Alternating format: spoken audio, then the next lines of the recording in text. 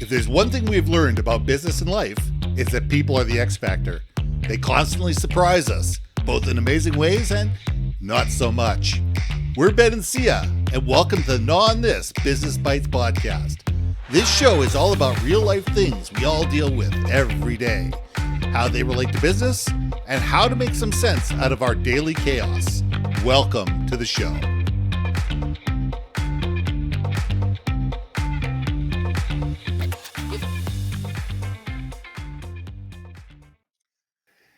And welcome back to another episode of Gnaw on This Business Bytes. I'm Ben and this is Syya.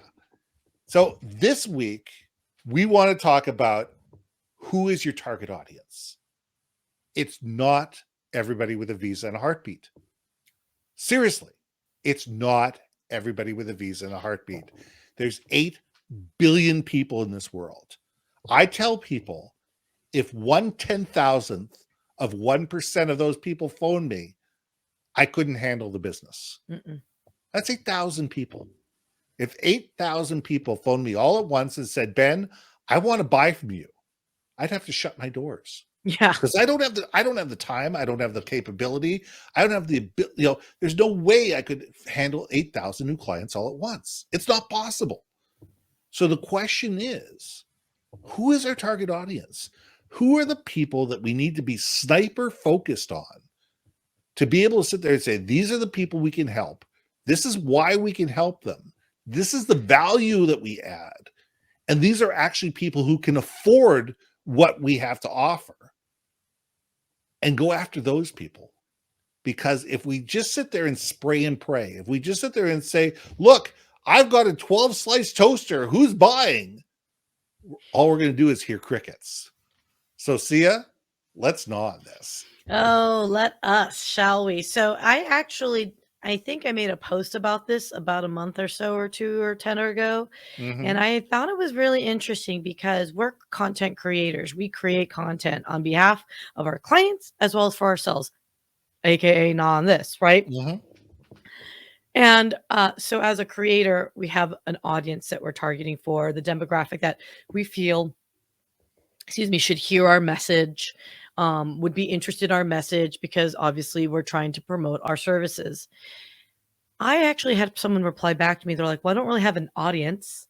I am a corporate employee. I'm not trying to create content. I'm just me. And I thought it was interesting because they don't view their community as an audience. So maybe it's almost reframe that word. Who are you talking to? What is your audience is? Maybe it's like, who's your community? Who are you trying to influence? Who's your tribe? Who's your tribe of peeps, right? Because you can have, and I've said this bajillion times before, but I'll quote Guy Raz again. He was at a podcast conference and he said in a room keynote, about 1,500 people in the room.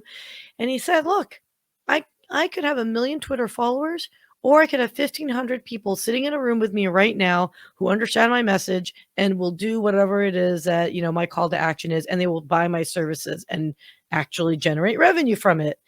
Over 1 million followers. Right? So I think that is something that we do need to, define a little bit, because if I were to say, who's my audience, it's, anybody that wants to hear us gnaw on random topics. That our topics are fun. Anyone can think about it. Everyone's welcome. But really, if you think about it, it's ultimately, okay, who are the people that we're talking to that would care? Like, would a, kindergarten teacher care to listen to this? Would a homemaker care to listen to this? Would a CEO, as my friend Mike likes to make fun of me, CEO Texas oil baron, care about this? You got to know who you're talking to. Again, like we say, in your community, in your tribe, that really matters. So you got, and by the way, that does require a lot of soul searching. It requires an enormous amount of soul searching and humility. What? Who can I truly help? And let's get back to that person that sits there and goes, I don't know who my audience is. I work for a company. I don't deal with the general public. No, but you have people within your team that you need to influence. Yes. Your boss, your boss's boss, different departments. cross departmental projects. There's all different sorts of people that you need to be in contact with in order to be able to drive your initiative. Those are your peeps. That's your tribe. Those are the people that you need to be able to say, we understand you. We understand what you need. We understand the value that you bring to us, and we're willing to listen and work with you. On an internal basis, that's what it's all about. And your social media platform is something that's completely different. That's your personal brand. And then you can decide where you want to be, how you want to present yourself, whatever. But inside your company, you're sitting going, these are the people that I need to befriend and I need to build relationships with, whether they like me and I like them is irregardless. But we need to be able to work together to be able to make these projects happen.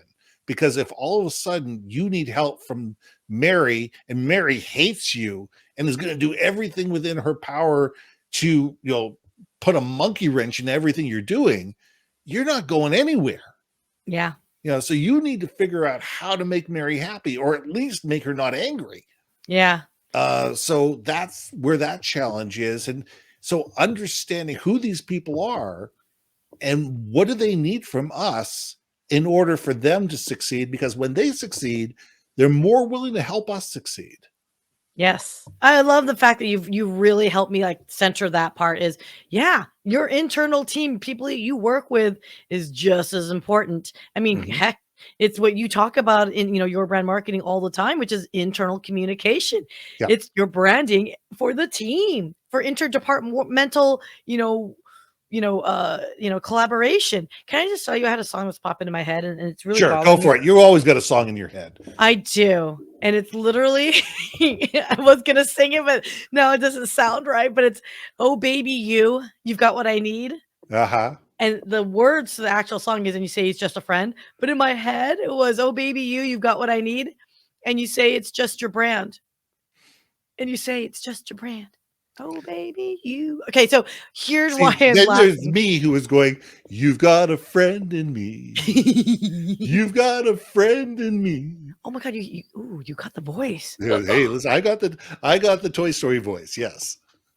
Oh my God, you got it. What's his name? Gary Newman? Is that his name? Yeah. Or no? Is it? No, Randy Newman. Randy Newman. Oh, Gary Newman. Oh no, I love Gary Newman. Gary Newman's very different, but it is Randy Newman. Yes. He does. Anyone that wants to know Gary Newman, he is like total like on the new wave 80s scene. And look up the song Are Your Friends Electric? Great there we song. go. Anyway, we digress. But I do like that communication thing, because you know why?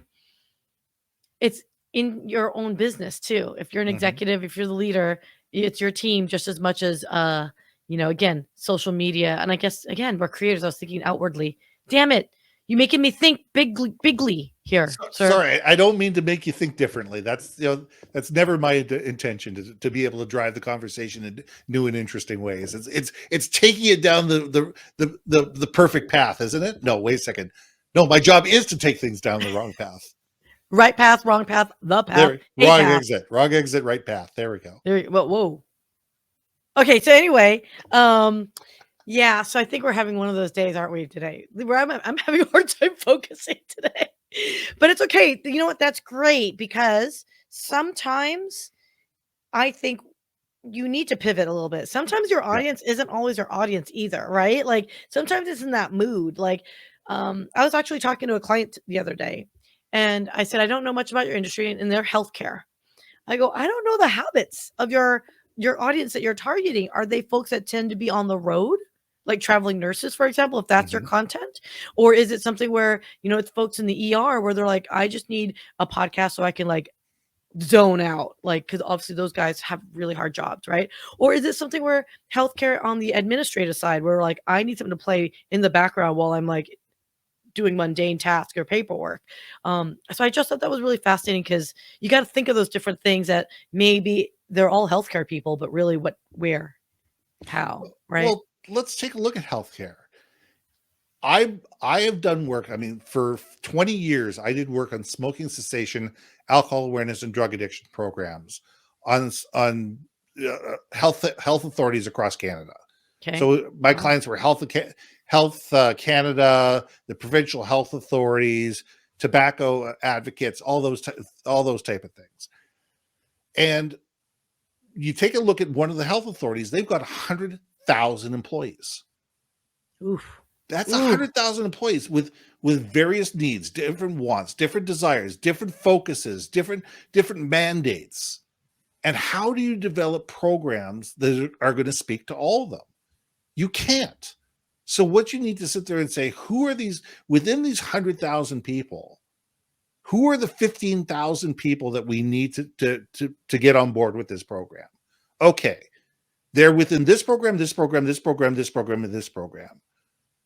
Do we send out one piece of information that's going to get to everybody? No, because they all are looking at it differently. Just like, which podcast do we do? Is it a heart, are we listening to punk rock music? Or are we listening to classical? And so we need to be able to sit there and say, okay, here's our audience. Here are the people. And how do we talk to these specific people about what we want them to listen to in a voice and a language and in a way that resonates with them? And that's what we need to think about when we're thinking about our audience, when we're thinking about the fact that not everybody with a heartbeat and a Visa card is our client. We need to sit there and say, who truly, absolutely is our client, and who are the people that are superfluous? I'm not saying that we need to ignore these people, but we need to sit there and say, who are the people we critically need to get on board? Who are the people we critically need to understand what our message is? Okay, focus on those people first.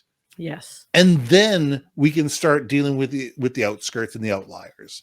But if you sit there and just say, oh my God, we have this outlier of 50 people over here and these 20 people over here, we can't offend those people. We're never going to create anything that's going to speak to the 5,000 and 10,000 people that truly need to know about this. And, we can't sit there and worry about the outliers when those are the people that have, 1/10,000th of 1% chance of actually becoming a customer of ours. Yep. Oh my gosh. Yes. Preaching. Go. We gotta stop agreeing with each other all the time, Dan. I'm just getting over it. I'm over it. You know what? We need to find something where I say, I hate women. Okay, now let's go. Well, it's like, Ben, not gonna lie, there are days when I'm like, no, we're just not going there. I'm just going with all humans, period. Like, I'm done. Okay, but I agree with you at that point. Damn it. Okay, so I do think the audience, whomever you're speaking to, what value are you providing them? Are you making an emotional connection with them that it's relevant and they care?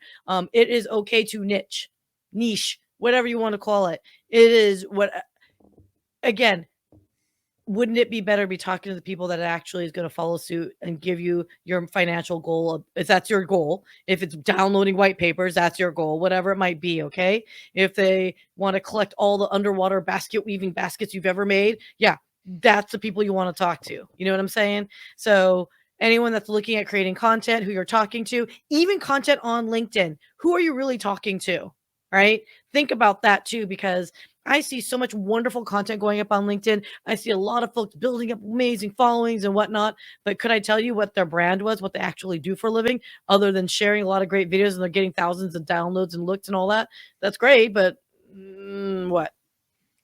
Is it putting money in your back pocket? Is it feeding? Is it feeding you? Is it furthering your objectives? Yes. And if it's not, why are you doing it? Then it's vanity. It's vanity. Yeah. So let's leave that vanity as the last truck stop on this on this road. We'll see you guys next week. I'm Ben. I'm Syya. Let's gnaw on this.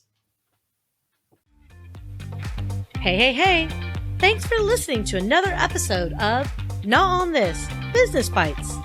If you liked what you heard, we most humbly ask that you like, share, and hit that subscribe button. And if you want to communicate more effectively within your organization, contact Ben at yourbrandmarketing.com or me at brilliantbeammedia.com. We can help you build your community, brand awareness, and personality through digital content and podcasting. We cannot wait to hear from you. So see you next week for another episode of Gnaw on This, Business Bytes.